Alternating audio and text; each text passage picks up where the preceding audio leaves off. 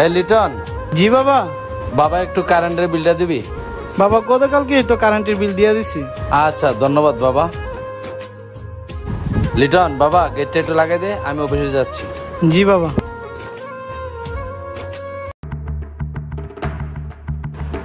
বাবা, বাইরে তো ধইরা নিয়ে গেছে পুলিশে। কেন, কি হয়েছে? ওই যে জঙ্গি নাকি, তার জন্য ভাইকে ধরে নিয়ে গেছে।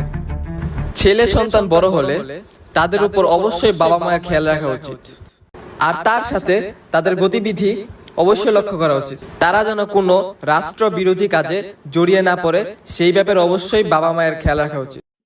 Likey